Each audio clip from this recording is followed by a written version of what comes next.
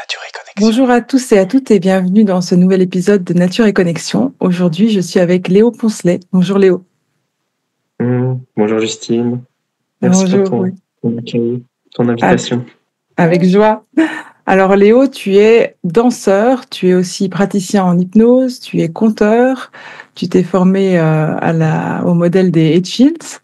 Est-ce que tu peux un peu nous parler de toi, nous raconter un peu ton parcours pour en arriver jusqu'à cette formation des Hitchens, à devenir conteur, puisque ça va être le thème d'aujourd'hui sur les contes et la connexion à la nature. Eh ben oui, avec joie.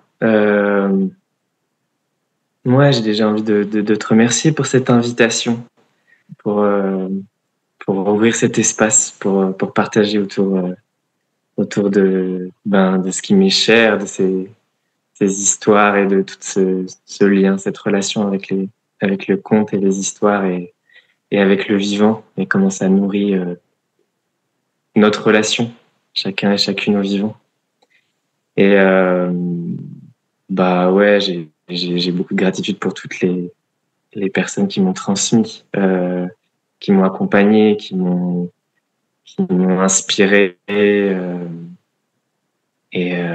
pour toutes ces conteurs et ces conteuses à travers le monde, à travers l'histoire, à travers mes ancêtres et ouais, tous ces moments, ces temps où les histoires se partagent sont partagées autour du feu, l'hiver, dans les familles, et comment elles continuent à cheminer encore aujourd'hui et à trouver leur chemin dans ce monde actuel. Ouais, je suis très touché par ça. Et donc moi, ouais, mon parcours, moi j'étais très jeune dans le milieu du spectacle. Très touché, inspiré par le théâtre, par le cirque, par la musique. Puis j'ai rencontré la danse, donc j'étais dans des compagnies d'enfants. Donc c'était vraiment mon mode, à la fois mon mode d'expression, mon mode de déploiement, et puis aussi mon mode de tribu. J'ai vraiment découvert ce que c'était que appartenir à un groupe dans ce chemin-là. Et puis ben voilà, je suis devenu, j'en ai fait mon métier, je suis devenu danseur professionnel, et à travers ce parcours, il y a eu une relation très très très forte avec la nature, avec les éléments, parce que j'ai travaillé principalement dans une compagnie où on faisait des performances dans la nature. Et donc c'était des spectacles, c'était souvent sous forme de balades, où il se passait des choses dans le paysage, et souvent à des heures particulières, au lever du soleil ou à la tombée de la nuit. Et ça peut être magnifique. Et donc on crée des choses spécifiques, ouais, par rapport à un lieu, par rapport à une rivière, par rapport à un arbre, par rapport à une forêt. Et ça m'a amené à vraiment rentrer dans des relations très profondes avec les éléments, une relation très très très physique, très sensuelle, très charnelle. On passait des heures comme ça, presque immobiles, dans l'eau, à l'aube, au lever du soleil, dans des arbres, ou dans la terre, ou dans la boue. Et mais malgré ça, j'étais citadin. J'avais toujours vécu en ville, donc j'avais mes temps, mes tournées, tout ça. Puis quand je rentrais chez moi, j'étais en ville et je faisais beaucoup de déplacements. Et j'ai senti un appel vraiment fort à m'enraciner davantage et à me relier au cycle, à mettre les mains dans la terre. Et donc ça a été le début de mon parcours avec le jardin, avec le maraîchage. Donc j'ai d'abord fait du woofing, et puis j'ai travaillé avec des maraîchers, et puis je me suis formé en permaculture. Et et je sentais, oui, comme c'était vraiment nécessaire pour moi et comment ça a nourri mon, mon chemin, quoi, mon évolution dans la relation au vivant. Et c'est à ce moment-là où j'ai rencontré l'hypnose. Et là, l'hypnose, bah là, ça a été vraiment une révélation aussi dans tout mon lien avec le monde de l'imaginaire, le monde invisible, euh, et comment cette pratique très très en lien avec le corps, très très en lien avec la relation avec le rythme, les cycles, les saisons, euh, et ben voilà, m'a apporté une autre part qui me manquait dans cet équilibre de mon chemin. Donc petit à petit, j'ai commencé à partager ça et puis à, à accompagner des gens dans un cadre thérapeutique. Et et puis il y a eu cette rencontre avec Norbert Font d'abord, c'était il y a 5 ans. Et donc avec ce modèle des Eight Shield qui a touché, je crois, un rêve d'enfant très profond, quoi. Une aspiration très très profonde. Et donc voilà, depuis 5 ans, je chemine avec ça, je me nourris, je pratique, je partage. Et j'ai commencé à emmener des gens, des adultes, des enfants en immersion, des familles, et nourri, voilà, de tout ce qui a été mon parcours, donc de ce lien au corps, de ce lien à l'imaginaire, à l'hypnose, ce lien aux histoires, et donc petit à petit, dans ce modèle des Eight Shield, il y a la présence des histoires et des contes est vraiment très importante pour partager le modèle, pour inspirer, pour transmettre des enseignements, et j'ai pris beaucoup de plaisir à me remettre à raconter des histoires, parce que moi j'étais baigné dans les histoires très petit, en fait. Ma mère est une grande amoureuse des contes. Elle m'a beaucoup raconté des histoires. Elle m'a emmené voir beaucoup de conteurs. Et je me souviens je me suis souvenu, en fait, l'année dernière, quand j'ai créé ce nouveau spectacle de contes qui s'appelle Tonkashila, sur les traces de la paix.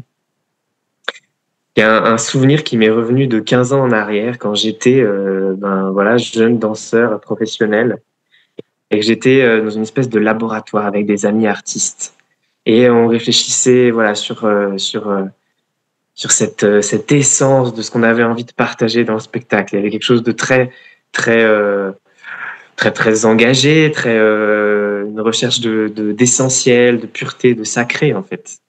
Et là, en fait, moi, ce qui m'est venu, c'est de raconter une histoire et de jouer de la musique. Donc, quelque chose d'un mode très très très simple. Alors que pendant toutes ces années, il y avait beaucoup de choses où on allait beaucoup d'exploration très conceptuelle, ou de travail sur la présence très fort et tout ça. Et puis là, je sentais qu'il y avait besoin pour moi de revenir à quelque chose d'essentiel. Et là, 15 ans plus tard, je me suis souvenu de ce moment, et je me suis dit, c'est drôle, la boucle de la vie, quoi.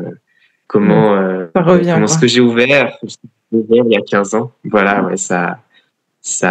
le chemin continue aujourd'hui. Et donc voilà, donc ce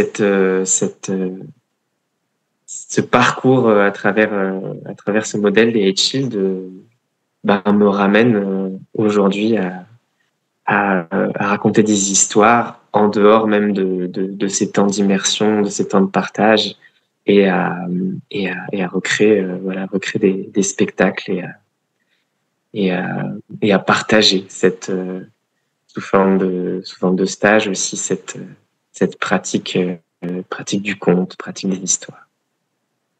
Ouais, donc on sent que c'est quelque chose qui est là depuis très longtemps, en fait, finalement, parce que tu as été baigné dedans petit, puis quelque part, la danse, les spectacles, c'est une façon de raconter sans les mots. L'hypnose, on n'y pense pas, mais c'est vrai que quand tu le disais, c'est mettre c'est des textes, c'est des histoires qu'on raconte pour amener dans un état particulier et aller traiter certaines choses.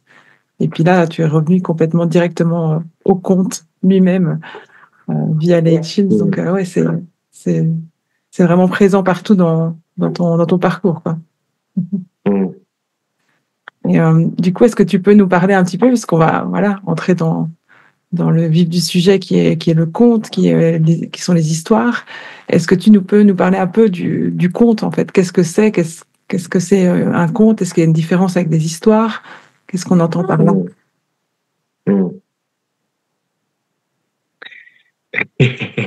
C'est une bonne question. En vrai, j'en sais rien.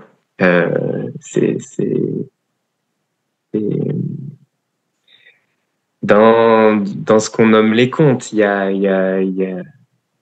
quelque chose qui parle d'une transmission, de quelque chose qui remonte à la nuit des temps, à l'origine de l'humanité.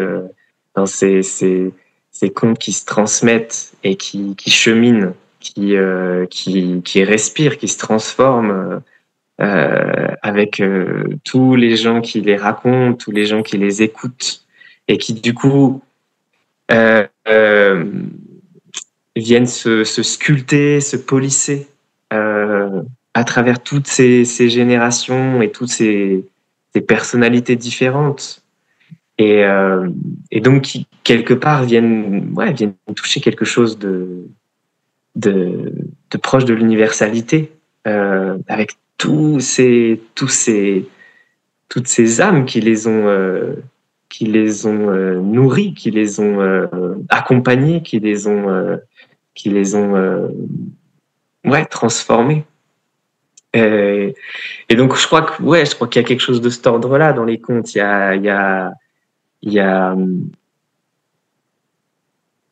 C'est comme des cartographies, c'est comme des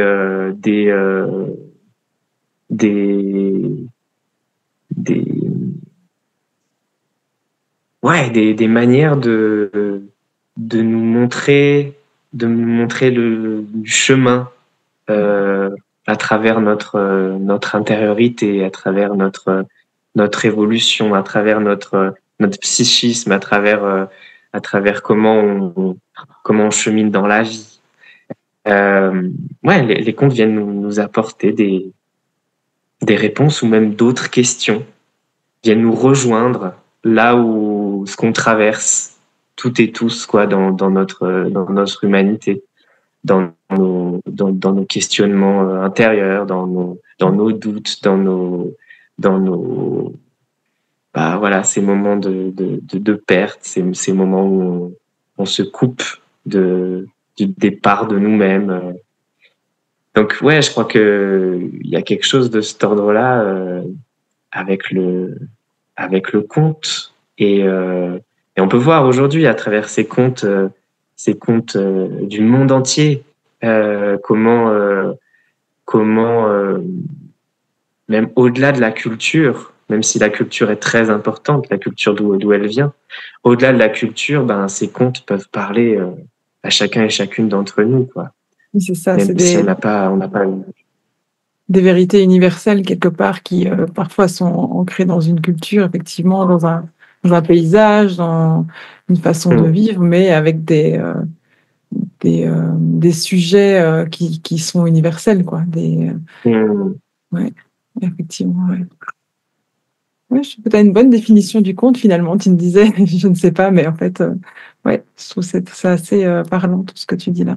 Par rapport à une histoire qui peut être juste, entre guillemets, juste l'histoire de quelque chose qui s'est passé aujourd'hui dans nos journées. En fait, on est tous un peu des raconteurs d'histoires. On passe nos journées à se raconter des histoires de comment s'est passée ta journée, et puis on raconte, un tel m'a dit ça, et ceci, s'est passé ça. En fait, on s'en rend pas compte, mais on raconte des histoires toute la journée. Oui, tout à fait.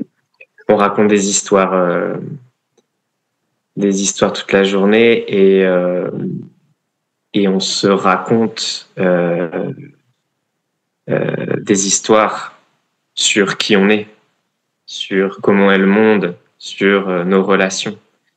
Et ces histoires qu'on se raconte, elles créent notre réalité, en fait, d'une certaine manière. Et c'est là où ça peut être vraiment quelque chose de très précieux, d'ouvrir des espaces pour prendre conscience de ces histoires qu'on se raconte sur nous et sur la vie, et de les mettre en mots et de les raconter, et de pouvoir peut-être laisser ces histoires s'actualiser avec le présent.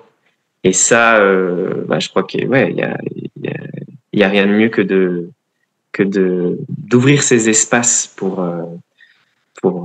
raconter nos histoires. Donc ça, c'est quelque chose qui fait vraiment vraiment partie de ce modèle ce modèle des Shield, dans ce travail de connexion à la nature, de connexion à soi, de connexion aux autres, où le partage des histoires a une place très importante. Et donc il y a à la fois ce côté qui peut être guérisseur, en fait, de retourner dans ah oui, en fait, je me raconte comme ça, cet événement que j'ai vécu, ou je le raconte de telle manière, et en fait, à un moment donné, peut-être que le fait de le raconter une énième fois, je vais le raconter un petit peu différemment. Et le fait de le raconter un tout petit peu différemment, ça va peut-être me sortir de quelque chose dans lequel j'étais en train de tourner en boucle, et que ça va m'ouvrir sur un nouveau champ d'expérience, de relation aux choses, de perspective. Et donc il y a aussi cette fonction de partager nos histoires, qui est vraiment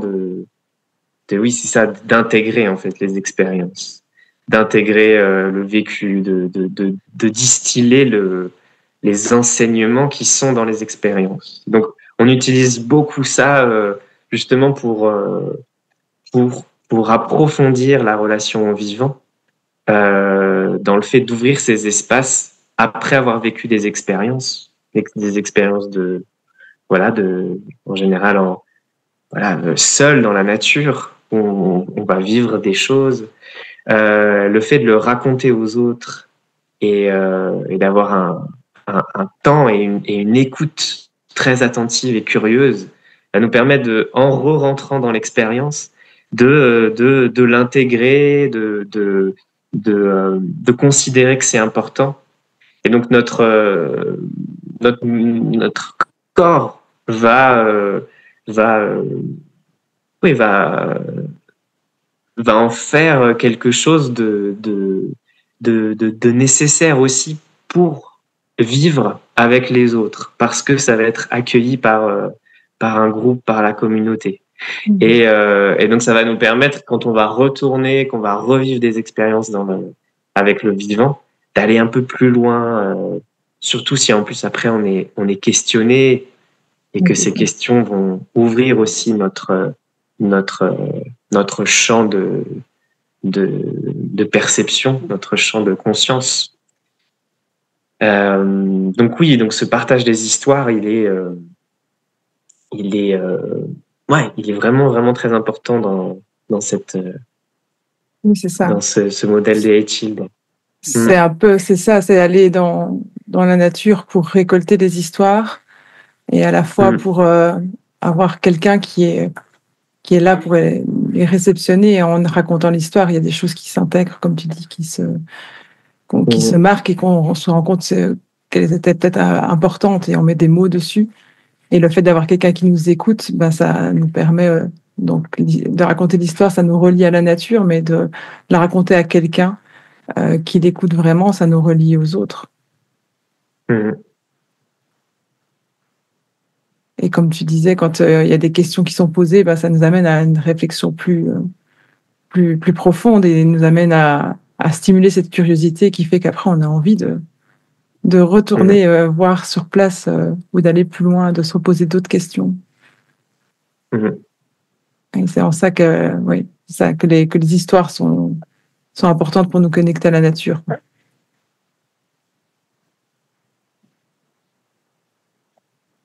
Je sais que chez un peuple, le peuple des San, pour eux, par exemple, qui sont dans le désert du Kalahari, pour eux, c'est plus important de ramener des histoires que de ramener à manger. Donc, ils ont tous le devoir, en fait, toute la journée de faire attention à tout ce qui se passe autour d'eux pour le soir, devant le feu, autour du feu, pouvoir raconter des histoires. Et s'ils reviennent sans histoire, c'est un peu comme si c'est un drame, quoi. Et puis, ils disent que l'histoire, pour qu'elle ait donné tout ce qu'elle a donné, il faut la raconter au moins 7 fois. Donc, il y a vraiment cette idée. Je pense que chacun et chacune a fait l'expérience de ça. Peut-être des événements très marquants dans notre vie qu'on va raconter régulièrement. À chaque fois qu'on le raconte, ou peut-être une nouvelle fois, il y a quelque chose de nouveau qui apparaît et qu'on n'avait pas encore conscientisé. Et j'ai l'impression que c'est un peu infini, quoi, comme ces poupées russes, que dans une expérience, il y a une richesse d'enseignement qui est énorme. Et ça va pouvoir se dévoiler par la répétition de l'écoute et puis par les différentes écoutes aussi. Parce que à ce moment-là, à telle personne, si je te raconte à toi une histoire de ce que j'ai vécu dans mon enfance ou cette rencontre que j'ai fait avec l'épervier hier, je vais pas la raconter pareil que si je la raconte à quelqu'un d'autre. Et donc par cette ce qui se crée dans cet espace de l'écoute, de cet espace de la relation entre nous, et ça va m'éclairer une nouvelle facette, quoi. Et par rapport, donc là on parlait surtout des histoires, mais est-ce que le conte a un peu la même importance? Pourquoi tu penses qu'on raconte des contes? C'est quoi? Eh ben, ce qu'il y a dans le conte qui quelque part est magique en fait, c'est que on est dans ce monde, on pourrait dire ce monde de l'imaginaire. Après voilà, il y a Jung qui a appelé ça l'imaginal. J'aime bien le terme des aborigènes qui parle du temps du rêve. On est dans cet espace qui est où quelque part tout est possible, qui est en dehors du temps, en dehors de l'espace, et qui du coup en nous décollant du réel, a priori, enfin du réel quotidien, ça ouvre un champ et quelque part ça nous permet de nous relier à des choses très profondes, très intimes en fait, parce que il y a comme cette sécurité de ce recul qui fait que voilà, l'histoire de ce jeune garçon ou l'histoire de cet animal ou l'histoire va pouvoir nous rejoindre d'une manière beaucoup plus directe quelque part, sans filtre, parce qu'on est comme protégé, où il y a cet espace qui s'ouvre avec ce monde des histoires, quoi. Donc je crois que là je peux faire le lien aussi avec ma pratique thérapeutique de l'hypnose, où on va utiliser cet imaginaire qui va justement nous permettre d'agir en fait, même de dialoguer on va pouvoir dialoguer avec des parts de nous qui vont prendre des formes. Et peu importe, en fait, ça n'a aucune importance de savoir si c'est vrai ou si c'est pas vrai. On n'est plus à cette question-là. À ce moment-là, par ces techniques, on le ressent, on le perçoit, on est en face de quelque chose, on est en relation avec quelque chose. Et ce qui est important, c'est de savoir si c'est efficace, si ça agit. Et c'est là où, voilà, l'imaginaire peut être très agissant, quoi.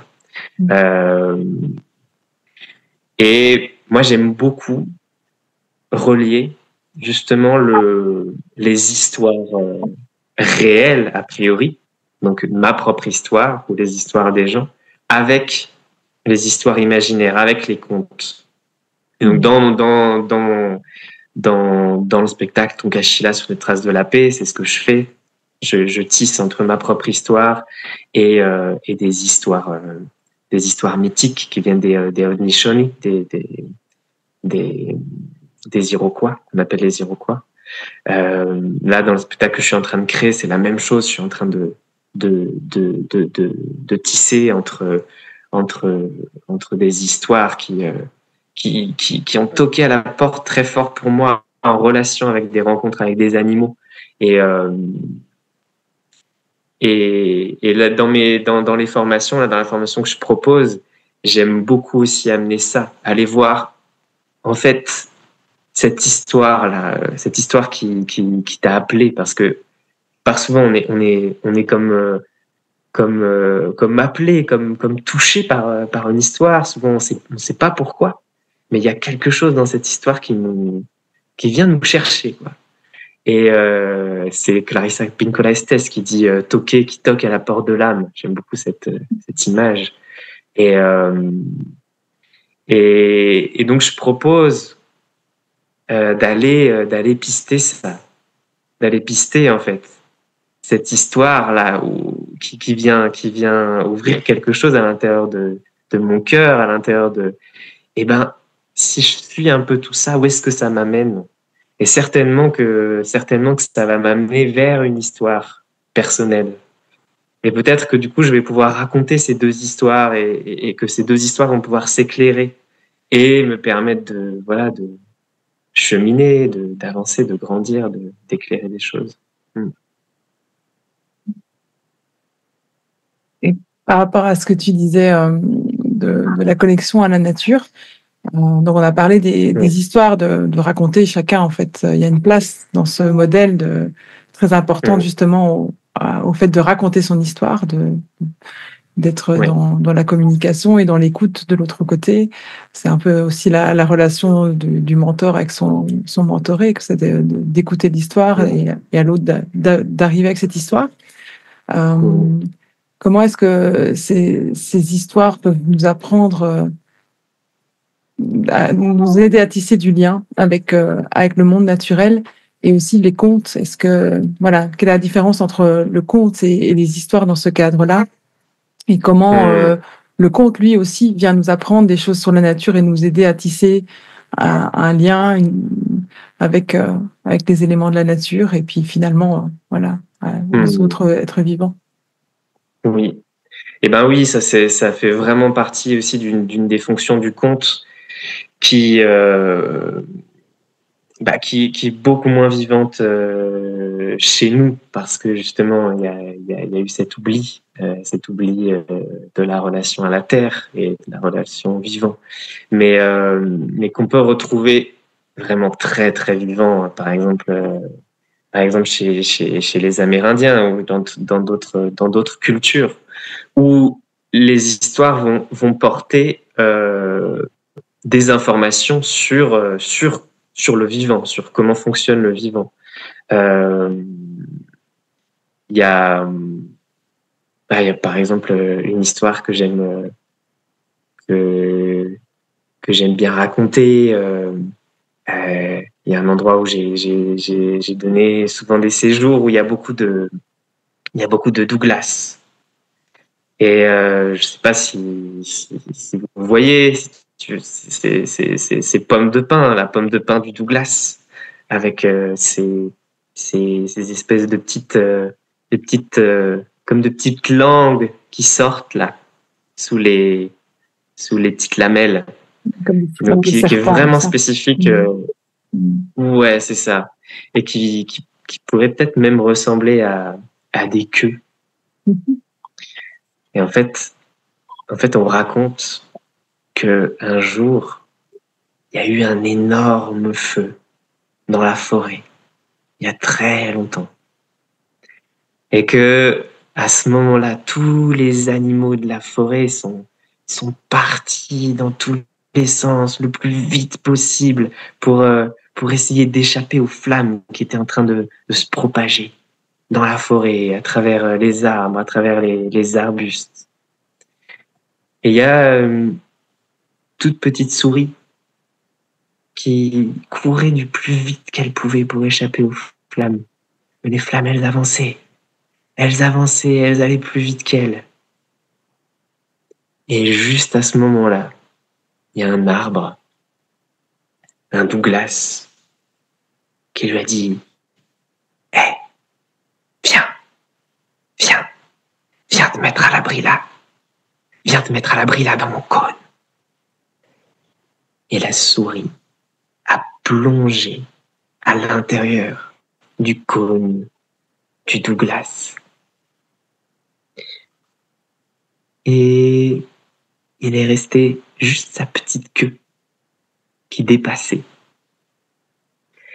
Et on raconte que c'est depuis ce temps-là que les cônes de Douglas ont ces petites queues qui rappellent ce jour où elles ont protégé la souris de ce grand incendie. Et cette histoire, elle nous raconte aussi que le Douglas, c'est un arbre qui résiste particulièrement au feu. Magnifique. Magnifique. Moi, j'étais déjà partie dedans, là. Je ne pourrais plus continuer à écouter des histoires. Et on voit vraiment là bien par l'exemple que un conte, une histoire permet d'apprendre des choses. Et c'est vrai que en tant qu'enfant, surtout, mais en tant qu'adulte aussi, on retient beaucoup plus facilement comme ça que par une histoire. Si tu nous avais dit, voilà, ça c'est le cône d'un Douglas et il a une petite lamelle qui sort comme ça, il résiste au feu. Ouais, ça serait peut-être passé à la trappe. Mais après, une histoire comme ça reste. Ouais, ouais, carrément. Et je pense qu'en fait, on a appris comme ça pendant des générations, quoi, pendant des siècles, des milliers d'années. On a appris avec les histoires. Donc, ouais, je crois que ça vient toucher cet espace de l'imaginaire, cet espace de l'émotionnel qui permet d'intégrer beaucoup plus profondément les informations, les savoirs, les enseignements. Et après, il y a encore une autre couche, c'est la relation au lieu, la relation où les histoires, elles viennent informer sur des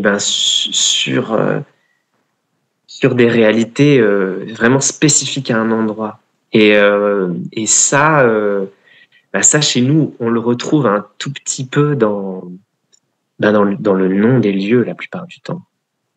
Souvent, on a complètement oublié d'où ça vient, mais ces lieux qui, avec ces noms qui ont raconté quelque chose soit de quelque chose qui s'est passé à cet endroit-là, soit d'une particularité de cet endroit. Et ça, je crois que c'est vraiment quelque chose que le modèle des Etchid nous invite aussi à renourrir et qu'on peut redéployer comme ça avec un groupe, avec des gens avec qui on va travailler dans un même endroit, avec peut-être une communauté de vie, avec des gens avec qui on partage. Peut-être on peut trouver ça des fois dans les familles où il y a un lieu où il s'est passé quelque chose et on lui a donné un nom en lien avec ce souvenir et que ça se transmet et que maintenant on appelle le lieu de cette manière-là. Et il y a par exemple, chez moi, donc j'habite au bord de la Loire, qui est toute jeune, qui est la source qui est pas très loin. Et, euh, et dans cette gorge là, juste en bas de chez moi, il y a un endroit qui est comme un petit vallon secret.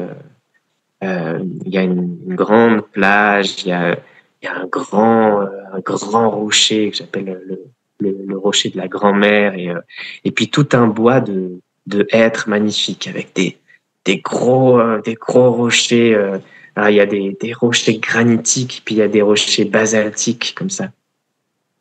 Et cet endroit, la première fois que je suis arrivé dans ce lieu, je l'ai rencontré.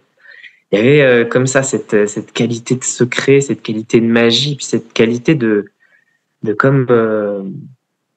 comme un endroit où idéal pour venir déposer des choses, pour venir soigner des choses, pour venir composter des choses.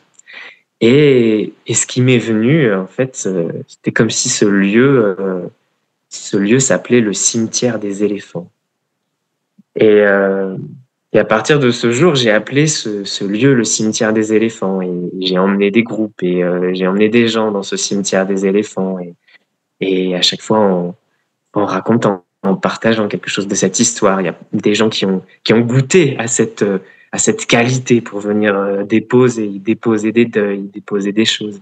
Et puis, il y a toute la petite communauté autour de moi, ses amis, et, ben, qui maintenant appelle ce lieu le cimetière des éléphants, et voilà, et ça vient raconter comme ça quelque chose de la qualité de ce lieu. Et voilà, je pense que c'est quelque chose qu'on peut nourrir dans nos communautés, peut-être dans nos groupes, et redonner comme ça des liens à la fois affectifs et à la fois ouais, qui racontent des choses euh, euh, sur sur ce qui peut se passer dans un lieu, sur ce qui a pu avoir lieu, sur des mémoires, C'est un peu comme sur aussi bon, ce qui me vient, ouais, vas-y, vas-y.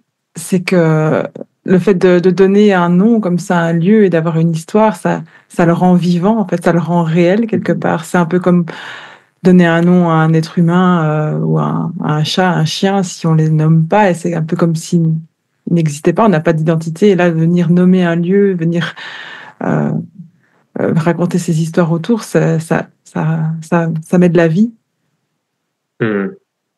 ça crée du Ouais, lien. ouais, c'est ça, ça crée Mm, une relation avec, euh, ouais, avec, ça donne une identité. c'est ça. Hmm.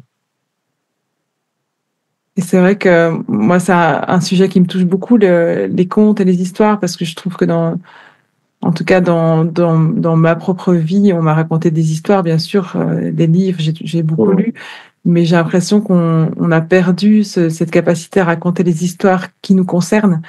On est très influencé Hmm. par l'Amérique, les films, ça tourne autour de tout ça, des imaginaires fantastiques et des choses comme ça. Mais finalement, les histoires qui sont connectées à nos lieux, à notre culture, on les a un peu perdues. Et en Hmm. fait, on est dans une phase où j'ai l'impression que les gens ont envie de se reconnecter aussi à tout ça. Et on se reconnecte, par exemple, aux fêtes païennes, et on se rend compte qu'en fait, les fêtes qu'on fête depuis tout petit, comme Noël ou Pâques, etc., en fait, il y a une histoire derrière, il y a quelque chose de précis, il y a un nom qui vient de quelque part, et ben là, on arrive à Pâques, c'est l'histoire du lapin de Pâques, mais c'est pas juste un lapin qui dépose des œufs, il y a quelque chose derrière, il y a toute une légende qui Hmm. va avec, et je trouve que c'est important de pouvoir les retrouver, les re-raconter et comprendre voilà, se reconnecter à ce cycle de la vie, à ce cycle des saisons, mais se reconnecter aussi à une culture qu'on a perdue finalement. Hmm. Ouais. Et toi qui as déjà accompagné des groupes, tu disais en nature, j'imagine que tu racontes aussi des contes parfois. Voilà, est-ce que tu peux un peu nous partager c'est quoi l'expérience de raconter des contes à un groupe d'enfants ou un groupe d'adultes et comment est-ce qu'ils reçoivent ça? Qu'est-ce que tu perçois dans, dans leur façon de réceptionner les contes?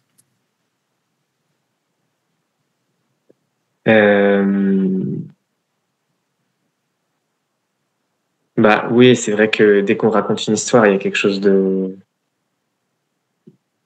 Ouais, je pense que c'est ça, comme on disait tout à l'heure, ça touche quelque chose d'universel et ça emmène les petits et les grands, quoi. Je veux dire, il y a autant les enfants que les adultes. Dans les groupes comme ça, oui, moi, je peux raconter des histoires pour différentes raisons. Je peux raconter des histoires pour pour inspirer avant de rentrer dans dans une pratique, dans une expérience, soit parce que moi j'ai vécu, soit parce que par une histoire qui parle de quelque chose qui a été vécu dans ce lieu, et qui va mettre en mouvement, qui va exciter, qui va rendre curieux, qui va mobiliser voilà intérieurement et qui va faire que ensuite les enfants, les adultes vont facilement rentrer dans l'expérience. Donc il y a cette fonction-là de raconter des histoires et puis il y a aussi pour rassembler des moments aussi où pour avoir des temps où on va intégrer ce qui a été vécu et j'aime beaucoup, enfin pour moi ça c'est vraiment la place du conteur et des grands-mères et des grands-pères qui vont raconter aussi la bonne histoire au bon moment aux bonnes personnes qui va venir apporter un éclairage en lien avec une expérience, en lien avec une question, en lien avec une difficulté. Donc voilà, moi je suis pas encore un grand-père, mais j'essaie en tout cas. Oui, c'est ça. Il y a vraiment cette inspiration, les histoires qui viennent toquer à la porte, là, qui viennent quand je suis avec des groupes, c'est souvent le cas. Quoi. Là, je sens qu'il y a cette histoire qui vient de vous raconter, quoi, ou à une personne, quoi, en particulier. C'est ça. Et moi, cette image, je repense à il y a Henri Gougaud, c'est donc un grand conteur qui est mort récemment, qui a récolté beaucoup de contes, qui a raconté beaucoup de contes. Et c'est vraiment mon grand-père mon papy de cœur du conte et des histoires. Et il racontait une fois comment il demandait à un ami à lui qui s'appelle Louis Sansa, dont il a raconté la vie dans des livres, qui a reçu des enseignements traditionnels de la cordillère des Andes, des Aymara, entre autres. Et donc, il demandait à Louis quelle était la relation aux histoires et aux contes dans sa culture. Et Louis, il me disait, en fait, pour nous, les histoires, c'est des êtres. Chaque histoire est quelqu'un, quoi. Et quelqu'un avec qui on peut dialoguer, et quelqu'un qui va venir nous voir et qui va venir en fait nous rejoindre au moment où à la fois on en a besoin, puis elles aussi elles ont besoin de nous, parce que pour se nourrir, il faut qu'elles soient racontées. Et donc il y a toute cette relation qui se tisse entre les histoires et nous, et comment elles ont besoin de nous, et donc on devient comme responsable aussi de recevoir une histoire. C'est à la fois un cadeau et c'est à la fois une responsabilité à raconter. de devoir aussi la transmettre, Ouais. voilà, la raconter. Et ouais, moi je suis très touché par cette beau façon aussi. de voir les histoires. Ouais. Ouais, c'est une très belle image. Ouais. On reçoit et après c'est notre responsabilité de relancer relancer la balle de faire. Ouais. Ouais. Et on voit dans ce que tu disais, il y a dans les ateliers en tout cas, tu disais il y a l'histoire qui initie, qui motive, qui parle de l'activité qu'on va faire. Il y a l'histoire qui regroupe pour rassembler et dire redonner le message de fin en fait de l'activité. Et puis il y a l'histoire qui vient apprendre quelque chose en particulier à un moment précis. C'est vraiment ça. Elle a sa place un peu partout en fait finalement. Il y a pas de règle de quand est-ce qu'il faut raconter une histoire ou pas. Il y a des histoires pour tout C'est finalement. ça.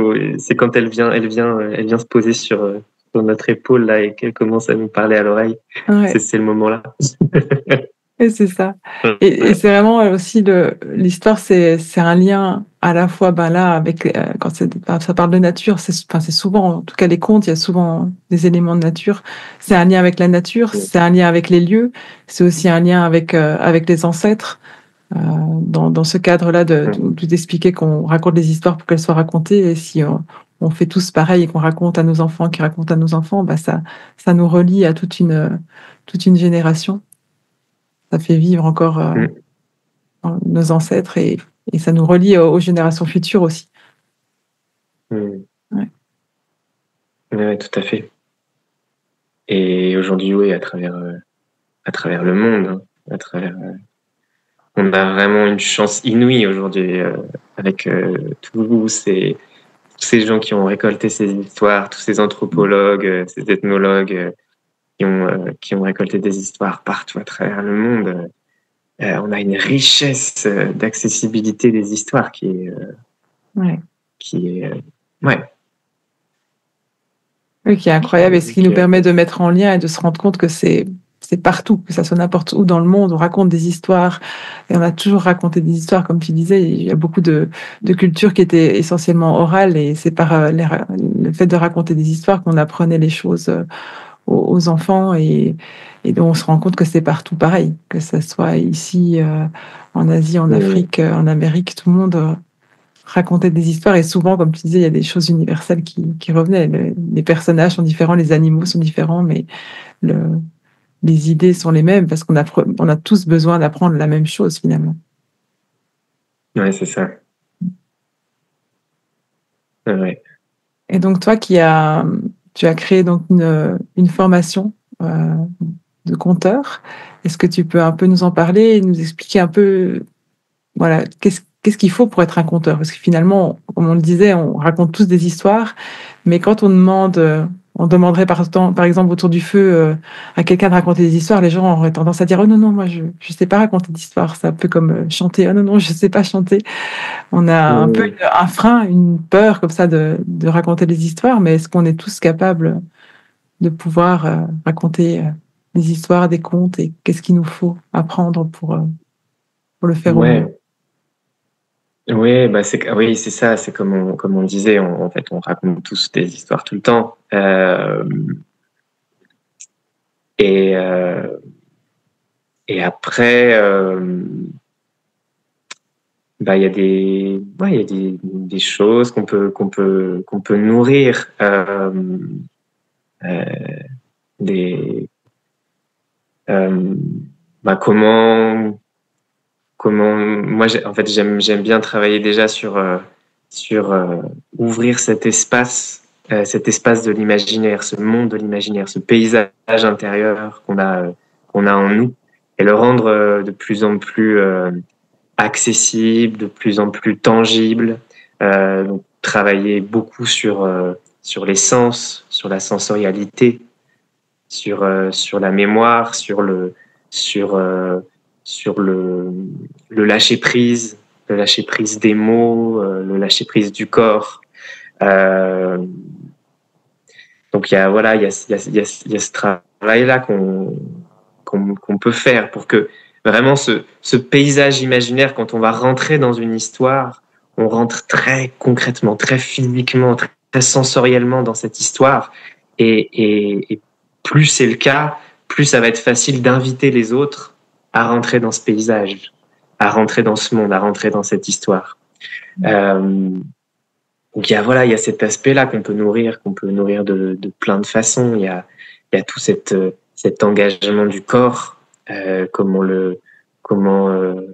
raconter une histoire de tout son corps. Donc ça peut être, je veux dire, de manière très ample physiquement, mais aussi de manière très subtile, mais dans une implication où le corps est complètement pris dans l'histoire. Et voilà, ça c'est aussi, il y a plein de manières. Donc j'essaie d'ouvrir aussi des portes à cet endroit-là. Et après, moi, donc ça c'est aussi mon cheminement personnel avec ça. C'est qu'est-ce qui dans l'histoire, on va aller justement rencontrer ce que je nommais un petit peu tout à l'heure. Qu'est-ce qui toque à la porte de l'âme, quoi. Qu'est-ce que cette histoire, pourquoi en fait c'est essentiel pour moi de la raconter? Pourquoi en fait il n'y a pas forcément besoin de savoir pourquoi, mais d'aller ouvrir ce lien, d'aller ouvrir cette relation intime avec cette histoire qui fait que d'offrir cette histoire, c'est une forme de cérémonie en fait, c'est une forme de reconnaissance d'un quelque chose de fondamental, de quelque chose comme toutes ces histoires qui parlent des origines du monde, ces origines du monde qui sont là en nous en permanence, qui sont toujours en train de se recréer. Donc il y a cet espace-là que j'aime beaucoup aussi nourrir pendant ces temps de travail autour des histoires. Et puis évidemment c'est comme tout, ça se travaille en racontant, quoi. En racontant encore et encore à différents auditoires, d'abord dans un cadre le plus sécure possible pour laisser la parole se déployer, de raconter aux vivants, de raconter à la nature, de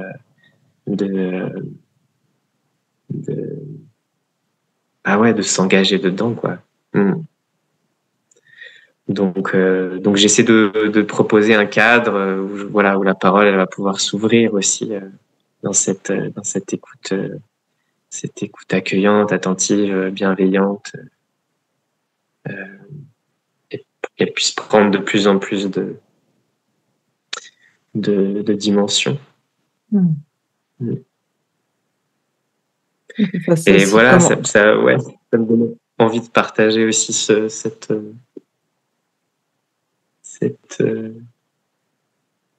cette parole d'Henri Gougaud qui disait dans une formation comme ça, il disait bah oui, il y a plein de techniques pour raconter des histoires et on va en partager, on va travailler tout ça, mais en fait l'essentiel c'est pas vraiment comment on va raconter les histoires, c'est qu'est-ce que vous offrez en fait. Raconter une histoire, en fait, c'est quelque part, c'est donner de l'amour. C'est partager cette chose-là essentielle du lien, de la relation, de reconnaître les gens, de les accueillir où ils sont, comme ils sont, d'aller les rejoindre dans leur vulnérabilité, dans leur histoire, dans leur être, et voilà. Magnifique. Oui, c'est ça. C'est aussi comment capter les histoires, qu'est-ce qu'on a envie de faire passer, qu'est-ce qu'on a envie de partager. Et comme tu dis, cette relation à l'autre. On se met un peu à nu aussi. Hein. C'est comme faire de la musique, chanter, raconter des histoires. On on s'offre à quelqu'un, aux autres comme ça, et on est un peu vulnérable de pouvoir ouvrir comme ça quand on raconte des histoires en tout cas personnelles, des contes qui sont personnels. Il y a quelque chose de vulnérable là-dedans. Ouais. Et tu as créé donc ce spectacle. J'avais juste envie d'encore toucher à ça. Tu parlais donc tu peux me rappeler le nom? Tonkoshiba. Tonkashila, c'est Tonkashila. un mot Lakota. Okay. Qui parlait donc de la paix, c'est ça? Oui. C'est un spectacle dans lequel je raconte cette histoire Haudenosaunee, donc de la culture qu'on appelle les Iroquois, qui s'appelle l'histoire du faiseur de paix et qui est une histoire vraiment particulière dans leur culture, qui partage des enseignements sur comment vivre en paix, sur comment la paix est revenue à travers une grande guerre qui opposait ces cinq nations, et comment depuis ces enseignements, ces outils, ces accords de paix, ces cérémonies sont encore pratiquées chez ce peuple, chez ces peuples de cette confédération. Et cette histoire, elle m'a profondément touché. Et puis elle vient nous parler aussi à nous,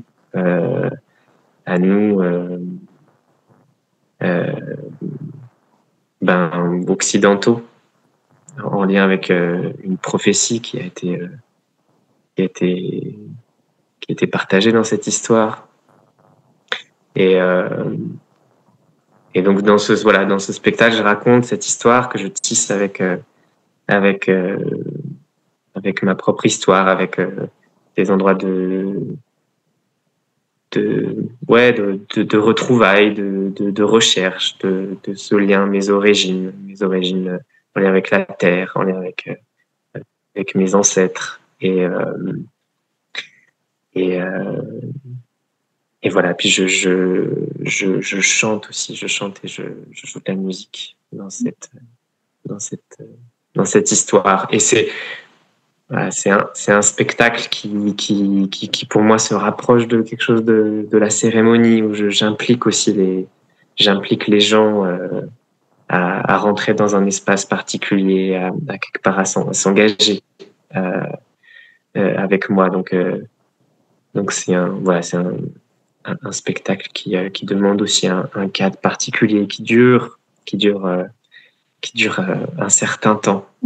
C'est un vrai voyage. Voilà. Ça donne envie, en tout cas. Je connais l'histoire du Peacemaker, et c'est vrai qu'elle est incroyable. Et c'est dommage qu'on la connaisse pas plus, parce qu'elle est quand même à la base de beaucoup de choses, et notamment des États-Unis, en fait, des accords. Ouais. Et oui, ça va être vraiment beau de l'avoir raconté comme ça, avec de la musique et la danse et tout ça. C'est chouette. Merci Léo pour tout ça. J'aime bien terminer le podcast avec un partage d'un événement, d'un moment que notre invité, que toi aujourd'hui, tu aurais vécu en nature. Est-ce que tu as une histoire à nous partager, quelque chose que tu as vécu dans la nature avec un animal, un être? J'imagine que tu en as plein et que... Là, ce que ça me donne envie, là, l'histoire qui vient, c'était un jour où justement j'avais cette intention d'aller nourrir, d'aller maturer une histoire en allant la partager au paysage, et d'aller la partager, la raconter au cimetière des éléphants. ce lieu qui m'est cher, dont je vous ai parlé tout à l'heure. Et donc j'arrive au cimetière des éléphants, je m'installe là sur cette plage là, juste vraiment tout au bord de l'eau, à cet endroit très particulier pour moi où j'ai veillé un feu toute une nuit il y a 2 ans, au cœur de l'hiver, face à ce grand rocher de l'autre côté de l'eau, que j'appelle le rocher de la grand-mère, là où il y a ces petites jonquilles jaunes qui apparaissent, qui lui font comme une robe au printemps. Et donc je suis assis là, et je commence à partager mon histoire. Donc je parle fort, et je raconte cette histoire que je vais peut-être pas vous raconter là, mais qui parle de l'écoute très particulière que nous offre la nature. Et je suis en train de raconter mon histoire, et là, à quelques mètres devant moi, là, je vois une tête qui est au-dessus de l'eau, qui nage doucement. Et je reconnais cette maman loutre avec qui j'ai tissé beaucoup de liens depuis que je viens dans ce lieu. Cette maman loutre qui a son territoire ici, et qui m'a profondément accompagné dans des moments de deuil, qui m'a même soufflé des histoires qui sont revenues à ma mémoire et qui m'ont aidé à traverser des deuils, à comprendre, accueillir des parts de moi. Et donc là, il y a cette maman l'autre qui est en train de nager, et je suis en train de raconter mon histoire. Alors moi, je continue à partager cette histoire, et puis j'entends un peu plus loin une espèce de son qui ferait un peu comme ça. Je sais pas si vous arrivez à entendre là, mais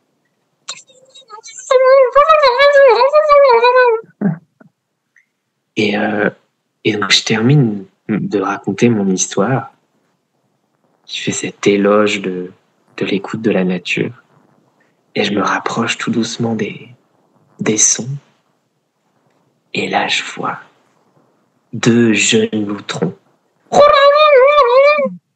en train de se sauter dessus, de plonger dans l'eau, de revenir sur les rochers, de replonger dans l'eau, de se courir après, de sauter dessus.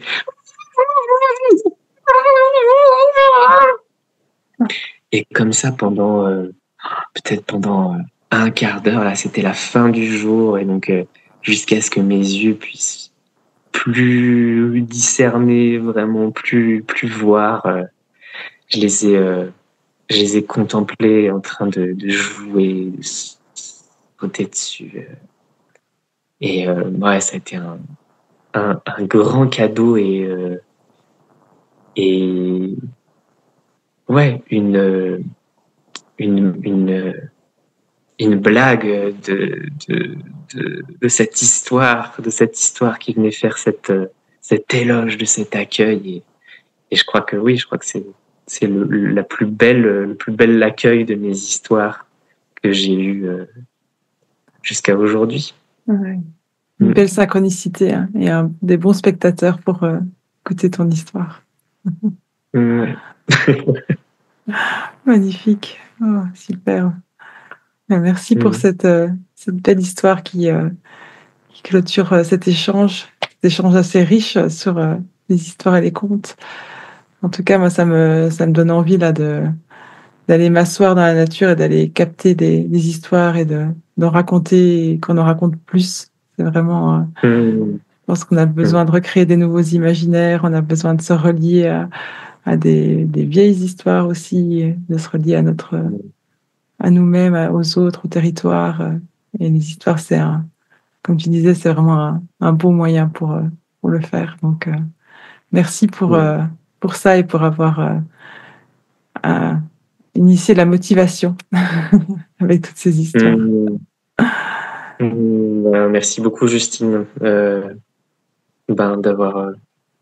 d'offrir cet espace pour nourrir ces histoires, nourrir ce lien aux histoires qui sont, je crois, précieux pour nous et avec joie. Beaucoup de choses à nous apporter. Avec joie, merci. Et Léo, on peut te retrouver sur ton site internet que je partagerai, où on retrouve toutes tes propositions de formation, de spectacles, directement dans ton agenda, je pense, sur ton site. Oui, c'est pas très à jour là, mais ça... ça viendra. Super. Merci beaucoup, Léo. Au revoir. Merci, Justine. Si cet épisode vous a plu, n'hésitez pas à ajouter un j'aime sous la vidéo, à laisser votre avis, à la partager autour de vous et à vous abonner pour être tenu au courant de la sortie des prochains épisodes. Vous pouvez aussi visiter le site de Graines de Sauvage pour vous inscrire à la newsletter et être tenu informé des activités. Allez faire un tour sur Instagram pour d'autres contenus sur la connexion et la nature. Merci et à bientôt.